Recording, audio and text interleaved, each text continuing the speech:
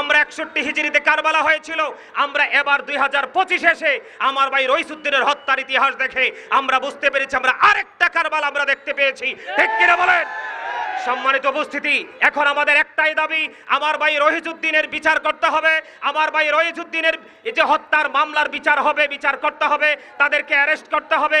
আর আমরা যারা সুন্নি জনতা আছি, সকল সুন্নি জনতা যে যেখান থেকে আছি, কে বড় কে ছোট, আমরা সেই দিকে না তাকিয়ে এখন থেকে আমাদেরকে সবাইকে ঐক্যবদ্ধ হয়ে একটা প্ল্যাটফর্মে দাঁড়িয়ে আমাদেরকে আগামী দিনে বাতিলকে রুখে দেওয়ার জন্য এবং আমার ভাই রহিজের হত্যার বিচার কিভাবে আমরা পাবো সেইটার জন্য আমাদেরকে প্রস্তুতি নিতে হবে।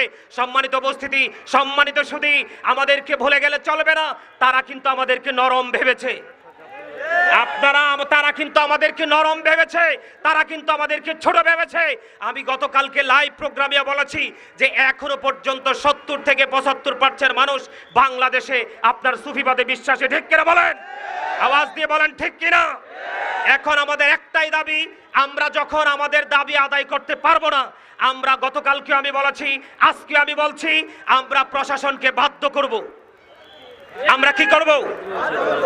আমরা প্রশাসনকে বাধ্য করব। আমরা আমাদের জায়গা থেকে আমাদের অবস্থান জানান দেব।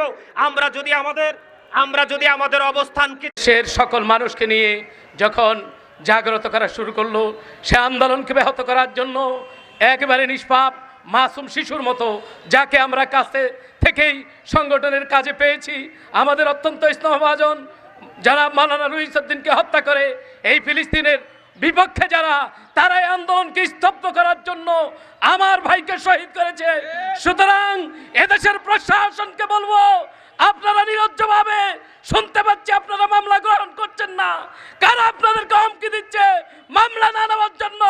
যদি আপনারা ভয় না পান, প্যাসিস্টের যদি দালাল না হন, আগামী 24 ঘন্টার মধ্যে এই মামলা নিয়ে সুন্নি জনতার এই নেতার হত্যার বিচার করবেন, এই আশ্বস্ত করে এদেশের সুন্নি জনতাকে রাজপথে শান্ত থাকার।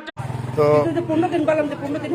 একটা মানুষ কি আমার ভাইয়ের, আপনারা যারা লাইভে আছেন, বিচার করেন, হুজুরের প্রথম দিন মারার পরে প্রথম দিন নিয়ে গেছে, তারপরের দিনকে মনে করেন হুজুরের লেকটার বিকেল বেলায় লেকটার হুজুরের জামা টামা যা আছে সব পুরো নিয়ে গেছে।